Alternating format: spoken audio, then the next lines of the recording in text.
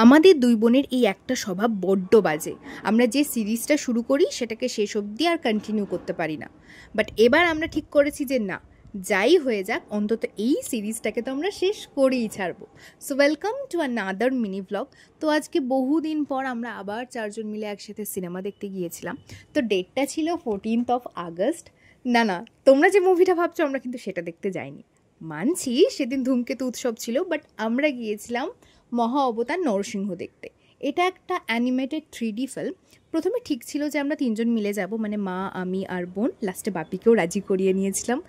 আর এই দিন প্রথমবার আমরা তোজোকে বাড়িতে একা রেখে গিয়েছিলাম। ও এমনিই শান্ত বাচ্চা, শান্তভাবেই ছিল, কিন্তু শেষের দিকে একটু দেখলাম, মানে শুনলাম যে ও একটু চিৎকার চেঁচামেচি করছিল। তো আমাদের প্ল্যান ছিল আমাদের দুই বোনের যে আমরা সন্ধেবেলায় একটু এদিক ওদিক ঘুরে তারপর বাড়ি আসবো। কিন্তু মন খারাপ করছিল তোদের জন্য, আর বাপিও বললো যে না, আমাদের সাথে বাড়ি চল। তো আমরা বাড়ি চলে এসেছি, আর বাড়ি এসে এই দেখো বোন এখন তোদের সাথে খেলছে। তারপর মা আর বোন মিলে একটু ঘরটাও গুছিয়ে নিল, যেহেতু মা ওকে সারাদিন আজকে পাইনি।